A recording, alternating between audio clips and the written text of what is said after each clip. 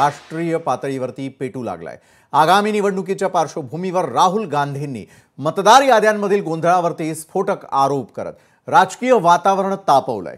बिहारमध्ये मतदानाच्या एक दिवस आधी काँग्रेस खासदार राहुल गांधींनी पत्रकार परिषद घेतलेली आहे। यावेळी त्यांनी एच फाइल्स नावानं प्रेझेंटेशन देखील सादर केलं।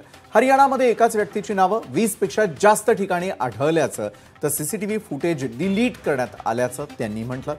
या प्रकरणाला राष्ट्रीय निवडणुकीशी जोडत राहुल यांनी इशारा दिलेला आहे की जर हीच पद्धत सुरू राहिली तर लोकशाहीचं भविष्य धोक्यात येईल।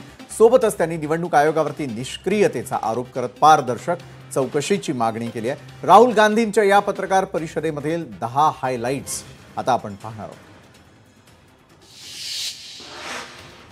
सुरुवातीला सगळ्यांची उत्सुकता वाढवणारा विषय म्हणजे ब्राझिलियन मॉडेलचं नाव हरियाणाच्या मतदार यादीमध्ये आज काँग्रेस नेते राहुल गांधींनी पत्रकार परिषदेत मोठा खुलासा केलेला आहे। त्यांनी एका तरुणीचा फोटो दाखवत म्हटलं की या मुलीचं नाव हरियाणाच्या मतदार यादीमध्ये 22 ठिकाणी नोंदवलेलं आहे। कधी सीमा, कधी सरस्वती अशा वेगवेगळ्या नावांनी हिनं मतदान केल्याचा दावा राहुल गांधी करतात।